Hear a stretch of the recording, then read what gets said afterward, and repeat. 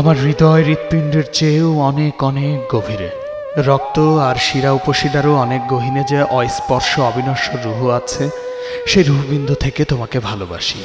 তোমার রূপ, অবয়ব বা বয়স নয়, তোমার আত্মাটাকে ভালোবাসি আমি।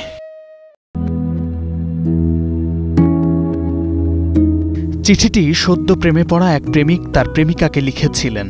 তখন চিঠিটা একটা মাধ্যম ছিল, যে মাধ্যমে দেখা না হলেও হৃৎপিণ্ডের ধুকপুকানি অনুভব হতো। চিঠি খুলতেই প্রিয়জনের শুভ্রতা মেশানো ভালোবাসার গভীরতার প্রকাশ মিলত চিঠির ভাষায়, যেখানে নিঃশ্বাসের ছাপ লেগে থাকা প্রতিটি শব্দে থাকত দুই আত্মার মিলে যাওয়ার ব্যাকুলতার গন্ধ। যদিও যুগের সাথে তাল মিলিয়ে ইতিহাস হয়ে গেছে চিঠির গল্প। এখন সম্পর্কের মাধ্যম হয়েছে ফেসবুক, হোয়াটসঅ্যাপ, ভাইবার, স্ন্যাপচ্যাট কিংবা ইনস্টাগ্রাম। শুধু প্রযুক্তিই যুক্ত হয়নি, সাথে যোগ হয়েছে নতুন নতুন কিছু শব্দ, যা সম্পর্কের নানা নামও দিয়েছে। যেমন ধরুন ফ্রেক্ট, যার অর্থ নিজের চেয়ে কম যোগ্যতা, সামাজিক স্ট্যাটাস বা কম টাকা পয়সাওয়ালা কারোর সাথে নিজেকে জড়িয়ে তার থেকে অবহেলা, কষ্ট পাওয়া বা প্রতারিত হওয়া। চুক্তিভিত্তিক প্রেম, অবাক হওয়ার কিছুই নেই। এমনও হয় অল্প সময়ের জন্য উভয়ের সম্মতিতে সাধারণত 6 মাস টিকে থাকে যেসব সম্পর্ক, এসব সম্পর্কের নাম দেওয়া হয়েছে কাফিং। আরেকটা শব্দ অরবিটিং। আনুষ্ঠানিকভাবে সম্পর্ক শেষ হয়েছে, কিন্তু দুজনই সামাজিক যোগাযোগ মাধ্যমে যুক্ত আছেন। আপনি হয়তো লুকিয়ে লুকিয়ে তার শেয়ার করা মাইডে দেখেন, আবার মাঝে মধ্যে হয়তো তার ছবিতেও রিয়্যাক্ট করেন।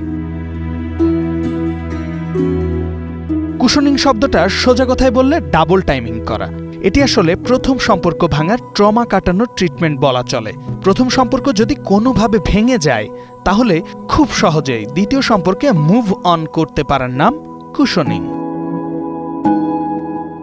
আপনার আশেপাশে এমন একজন থাকবেই যার সাথে আপনার বন্ধুত্ব খুবই দৃঢ়, কিন্তু আপনি বা তার পরিবারের কেউ জানে না সে আসলে কারোর সাথে কোনো সম্পর্কে আছে কিনা, অথচ সে কিন্তু লুকিয়ে লুকিয়ে প্রেম করে। তার মানে সে পকেটিং করে। আপনি কি কখনো ডিলিউশনশিপের নাম শুনেছেন? ধরুন আপনার যার সাথে সম্পর্ক, সে তার ফ্যান্টাসি, উচ্চাকাঙ্ক্ষা দিয়ে কোনো একটি বিষয় সম্পর্কে আপনাকে নিয়ে অনেক কিছু অবান্তর চিন্তা ভাবনা করে, অথচ আপনি হয়তো বিষয়টি সম্পর্কে কিছুই জানেন না।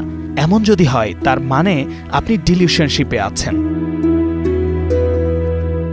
দ্রুত কোনো সম্পর্কে কমিটমেন্টে যাওয়া, বন্ধুবান্ধব বা পরিবারের সঙ্গে পরিচয় করিয়ে দেওয়া, আবার সেটি সম্পর্কে ইন এ রিলেশনশিপ লিখে একটা স্ট্যাটাস দেয়া, তারপর লিভ টুগেদার শুরু করা অথবা বিয়ে করা, হয়ে গেল আপনার ক্যানন বলিং।